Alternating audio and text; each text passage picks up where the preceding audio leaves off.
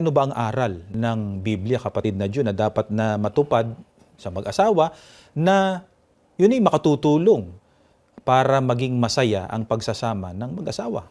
Ganito po ang ating mababasa mula po sa Biblia.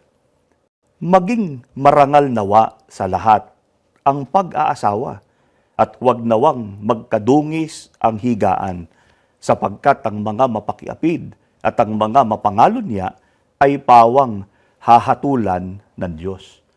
Dapat po nating mapansin, mga kaibigan, na dapat po ay marangal Oo. ang layunin sa pag-aasawa. Sa simula pa lang Opo. di ba? Dapat Sa marangal paglusong na. pa lang, Oo, sa paglusong buhay pa may lang, asawa. marangal na ang layunin sa pagpapakasal o pag-aasawa. Opo. Di ba? Kaya hindi po dapat yung marriage of convenience lang ang Oo. ginawa. Ano ba halimbawa nun? Halimbawa po ay magpapakasal sa isang foreigner para magkaroon po ng visa. Yan. O kaya ay residency o citizenship sa ibang bansa. Maaari din po na yung iba naman kaya nila gustong magpakasal, hindi dahil sa marangal na layunin, kundi gusto lang pong takasan ang isang magulong pamilya o kaya gusto pong tumakas sa pananagutan sa kaniyang mga magulang. Tandaan po natin, ang isang lalaki po at isang babae na magpapakasal, dapat po ay kusang loob Yun. na nagkasundo na mag-asawa, na magsama bilang mag-asawa.